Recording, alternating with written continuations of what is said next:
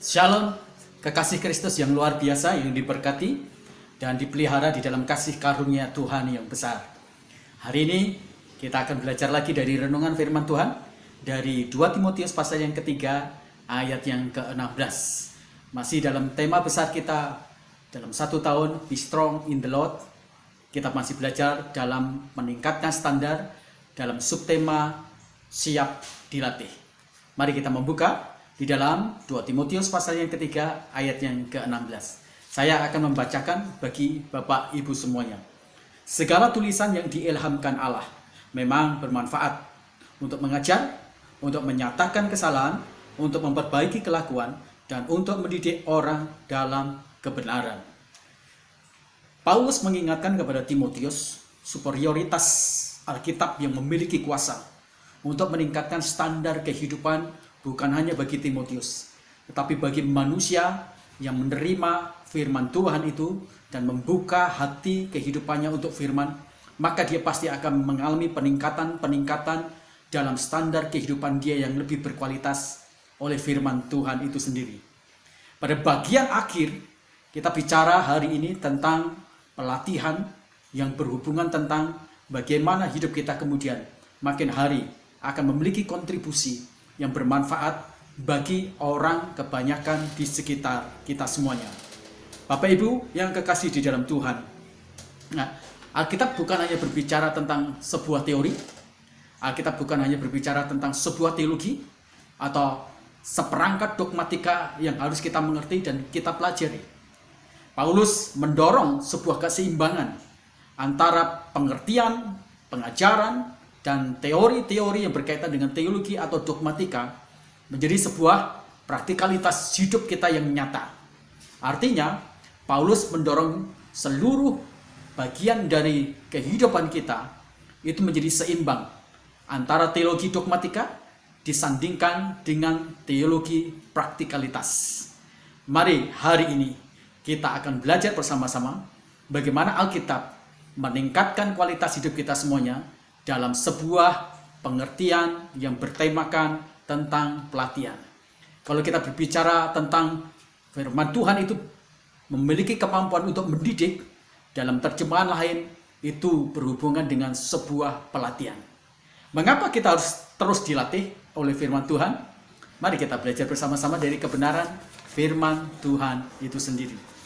Yang pertama, Bapak Ibu yang kekasih di dalam Tuhan, mengapa kehidupan kita untuk meningkatkan standar dari kehidupan kita semuanya, kita perlu dilatih dalam kehidupan kita. Yang pertama, Bapak Ibu yang kekasih di dalam Tuhan, kita perlu dilatih dalam kehidupan kita, karena itu akan meningkatkan dan menyadarkan kepada kita semuanya bahwa kita butuh dimentori.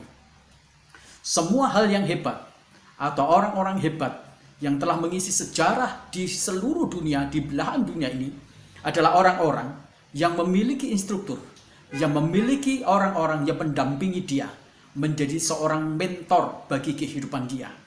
Artinya, kalau kita ingin meningkatkan standar hidup kita semuanya, kita butuh dilatih, karena di sana kita harus siap dimentoring.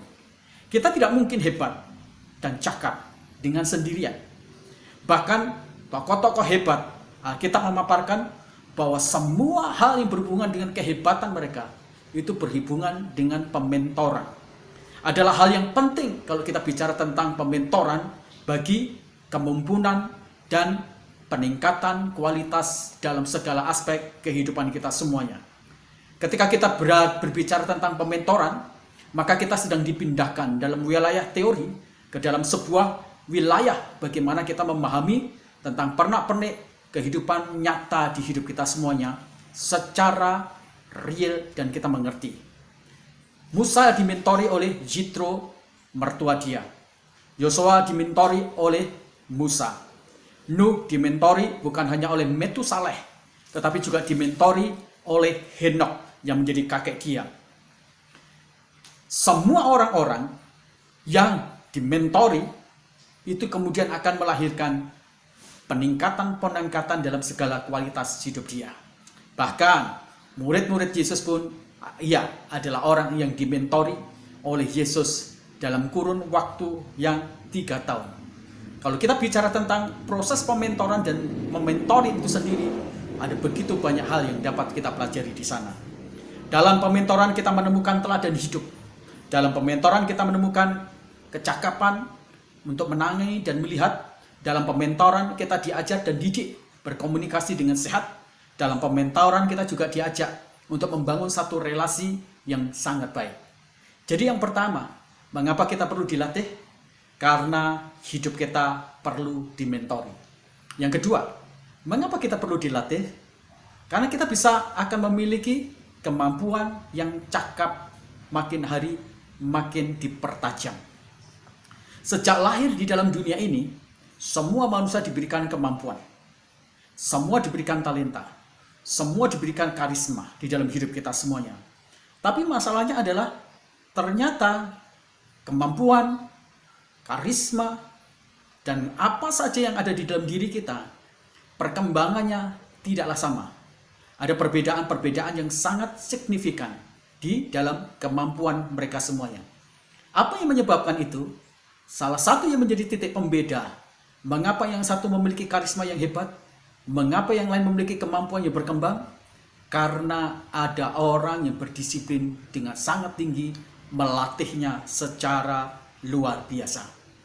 Perkembangan kemampuan tidak bisa dipungkiri. Itu melibatkan pelatihan, melibatkan pementoran di sana. Seorang profesor fisika yang bernama Yohanes Surya, dia berkata, tidak ada orang yang bodoh sebenarnya. Yang ada adalah orang yang malas untuk dilatih. Makanya dia mengambil orang-orang Papua yang berada di tempat yang paling terbelakang, tempat yang sangat terpencil. Tapi kemudian dididik, dilatih sedemikian rupa. Tidak sedikit orang-orang yang akhirnya dari tempat pedalaman, mereka menjadi orang-orang fisikiawan, matematika yang luar biasa, bahkan meraih gelar-gelar yang luar biasa setelah dilatih oleh Profesor Surya. Jadi kemampuan kita akan berkembang ketika kita akan melatihnya secara terus-menerus, kontinu dan disiplin yang sangat tinggi. Kalau kita ingin mengembangkan bagian dari karunia, bagian dari talenta, bagian dari kemampuan kita semuanya, kita harus siap dilatih terus-menerus. Bukan sekedar dilatih oleh seseorang, tapi dilatih oleh seorang guru yang baik, guru yang mumpuni, guru yang memberikan inspirasi yang luar biasa di dalam kehidupan kita semuanya. Tidak ada jalan untuk kita menjadi hebat secara instan. Tidak ada sang juara yang dihasilkan dari proses yang instan. Semua orang-orang hebat, bahkan juara-juara hebat dalam segala bidang apapun juga, mereka mengikuti proses yang disebut sebagai pelatihan. Maka kita perlu dilatih oleh firman Tuhan, supaya kita memiliki kecakapan-kecakapan, karunia, talenta, makin hari makin berkembang secara ajaib luar biasa. Dalam Mazmurnya, Daud berkata, Tuhan, Engkau melatih tanganku menjadi ahli bermain pedang dan ahli di dalam perang. Daud menyadari bahwa Tuhan melatih dia sampai akhirnya dia memiliki kemampuan luar biasa di dalam peperangan dan menggunakan tangannya untuk memanfaatkan pedang yang dia miliki. Dan yang terakhir, Bapak Ibu yang kasih dalam Tuhan, mengapa kita perlu dilatih? Karena kita perlu mengambil keputusan menjadi baik. Kita harus menjadi seorang good pengambil keputusan. Pelatihan adalah membawa kita, membawa anak didik dalam sebuah kehidupan nyata. Pelatihan adalah membawa teori dipertemukan dengan kehidupan yang nyata di dalam kehidupan kita semuanya. Dalam kehidupan nyata itulah seseorang dibawa untuk mengalami secara langsung kejutan secara psikologis, kejutan relasi atau hubungan, kejutan budaya, kejutan masalah-masalah dan tekanan, kejutan-kejutan yang berhubungan dengan kebutuhan-kebutuhan, dan kejutan-kejutan perubahan. Jadi mereka diperhadapkan supaya teori itu kemudian mendarat, menjawab banyak kejutan-kejutan yang diperhadapkan di dalam hidup kita semuanya. Dengan mengenalkan mereka dilatih di lapangan dalam kehidupan nyata, diharapkan mereka semuanya bisa untuk melihat masalah-masalah itu, menelaah masalah-masalah itu, dan akhirnya mereka bisa mengambil keputusan yang benar, tepat, dan efisien. Rehabiam adalah salah satu contoh bagaimana dia memiliki pengetahuan, tetapi dia tidak memiliki tempat pelatihan yang cukup bagus. Ketika ada beberapa masalah yang datang dari dia, dan ada musuh bapaknya dulu yang namanya Yerobeam datang dan meminta keringanan, Rehabiam mengambil keputusan yang salah. Akhirnya berdampak kepada sesuatu yang sangat besar, pecahnya kerajaan Israel menjadi dua bagian. Pengambilan keputusan itu bukan hanya membutuhkan pengetahuan, tetapi juga membutuhkan pelatihan bagi kita semuanya. Untuk kita bisa menimbang, mencermati, memiliki data yang sangat akurat, sehingga pengambilan keputusan itu tidak akan merugikan kita semuanya.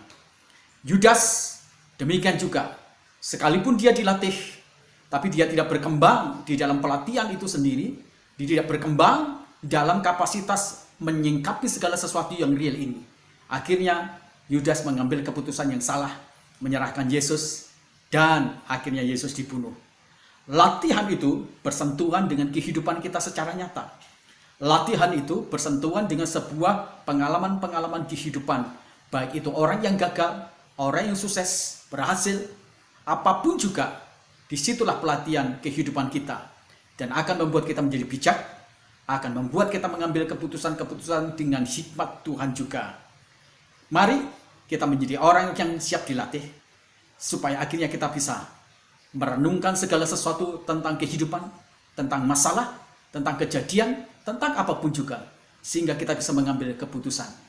Paulus mengingatkan kepada Timotius, sekalipun masalah-masalah begitu besar, dia harus menjadi orang yang bukan hanya berteori, tetapi dilatih dalam dunia yang nyata, supaya dia bisa melihat semua kejutan-kejutan, dan dia bisa merenung, dia bisa devosi, dan dia bisa mencermati semuanya dengan bijaksana dan hikmat yang datang dari Tuhan, dan dia bisa mengambil keputusan dengan tepat dan baik.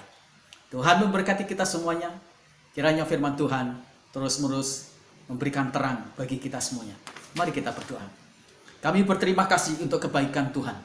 Kami terus-menerus dipandu, dibawa untuk menyadari bahwa firman Tuhan itu memiliki superioritas yang luar biasa. Mendidik kami, membawa kami menjadi orang-orang yang memiliki standar yang tinggi dalam segala aspek apapun juga. Terima kasih ya Tuhan, kami boleh dikuatkan, diteguhkan lagi. Terus kami berdoa untuk bangsa dan negara yang kami cintai. Biarlah bangsa dan negara kami dilawat oleh Tuhan, dilawat oleh Roh Kudus. Ada banyak jiwa-jiwa yang percaya sama Tuhan, dipertobatkan, dilawat oleh kasih karunia Kristus. Sehingga mereka semuanya diselamatkan, dan mereka menjadi putra-putra dan kerajaan Allah yang luar biasa.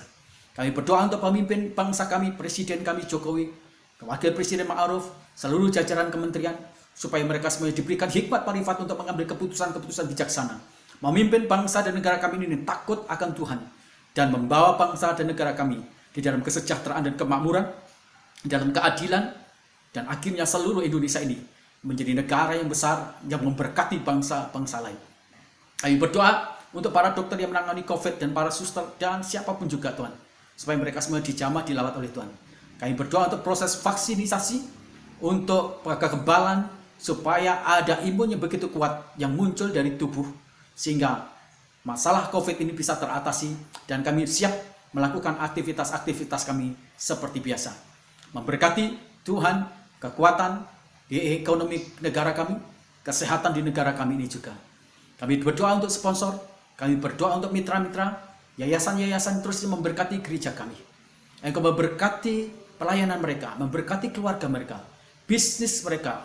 Ketika bisnis mereka sedang menghadapi masa-masa yang sangat krusial dan kritis, Bapa kami berdoa hikmat-Mu ditaruh di sana, supaya mereka kuat dan bisa mengeluarkan jalan keluar, dan mereka bisa menerobos. Berikan ketenangan hati dan pikiran mereka.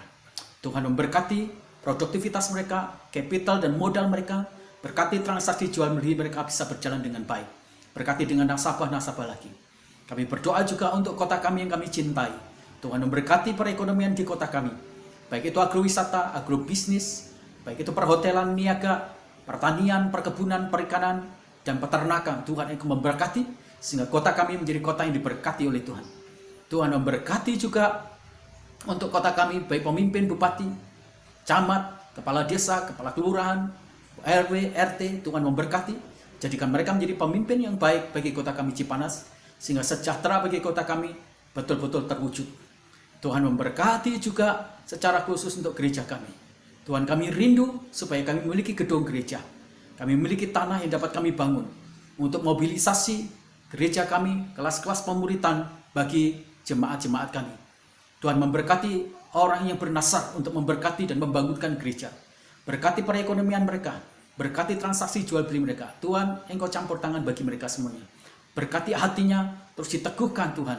Komitmennya terus diperkaya, dimeteraikan oleh Roh Kudus, supaya kemurahannya tidak berubah dan terus-menerus dia menjadi orang yang berkomitmen tinggi. Tuhan memberkati dia, memberkati putra-putrinya, memberkati bisnisnya Tuhan. Memberkati jemaat kami, mereka yang memiliki bisnis di perusahaan, mereka yang memiliki pabrik. Tuhan, Engkau campur tangan, Engkau berkati, pulihkan mereka semuanya. Keluarga-keluarga kami yang berusaha sebagai seorang karyawan, Tuhan memberkati promosi-promosi. Tuhan memberkati juga jemaat kami yang memulai usaha yang baru. Tuhan, Engkau campur tangan. Yang sudah memulai usaha, Tuhan, Engkau berkati juga usaha-usaha mereka. Berkati perkembangan iman rohani jemaat kami, supaya mereka makin dewasa di dalam iman rohani dan makin mencintai Tuhan. Berkati karakter mereka. Tangan Tuhan terus-menerus campur tangan. Terima kasih, kami mengucap syukur. Dalam nama Tuhan Yesus Kristus kami berdoa. Haleluya. Amin. Tuhan Yesus memberkati kita. Jikalau kekasih Tuhan digerakkan untuk memberkati pergumulan di gereja kami, silakan chat di YouTube di tempat kami. Tuhan Yesus memberkati kita semuanya. Amin.